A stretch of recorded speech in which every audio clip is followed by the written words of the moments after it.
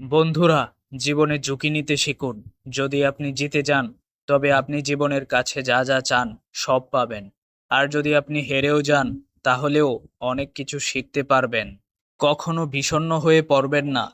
জীবনে যাই ঘটুক না কেন, কখনো মনে হতাশাকে জায়গা দেবেন না। কারণ আমাদের এই জীবন আসলে একটা বড় যুদ্ধ। তাই জীবনে বেঁচে থাকার ইচ্ছাকে কখনো নষ্ট হতে দেবেন না। যারা আপনাকে পছন্দ করে না, তাদের সামনে সর্বদা খুশি থাকুন। কেননা আপনাকে খুশি দেখলে তারা অন্তরে জ্বালা অনুভব করবে। লোকের কথায় মন খারাপ করে বসে থাকবেন না। কারণ কিছু মানুষের কাজই হলো অন্যদের বিরক্ত করা। কোনো মানুষই সেই ব্যক্তির ক্ষতি করতে পারে না যার কাছে দৈহিক শক্তি ছাড়াও রয়েছে অসম্ভব সহনশক্তি। নিচু মানসিকতা নিয়ে কেউ কখনো বড় হতে পারে না।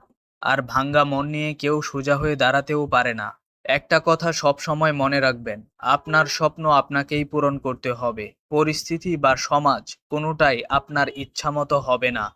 যতক্ষণ আপনার সাফল্যে অন্যরা অবাক হচ্ছে না, ততক্ষণ তারা আপনার কথায় বিশ্বাস করবে না। যে ব্যক্তি নিজের পদক্ষেপের উপর, নিজের সামর্থ্যের উপর বিশ্বাস রাখেন, তিনিই একদিন লক্ষ্যে পৌঁছান। জীবনে কিছু নিন্দারও প্রয়োজন আছে, কারণ জীবনে শুধু প্রশংসা পেলে এগোনো যায় না। যদি জীবনে শান্তি চান, তাহলে লোকের কথায় কান দেবেন না। যদি জীবনে কিছু পেতে চান, তবে লক্ষ্য না বদলে অন্য কিছু ট্রাই করে দেখুন। জীবনের ভয় তো থাকবেই, চলার পথে আসবে বড় বড় ঝটকা। কিন্তু এত কিছুর মধ্যেও লক্ষ্য স্থির রেখে যারা পা বাড়িয়ে চলে, তারাই সফল হয়।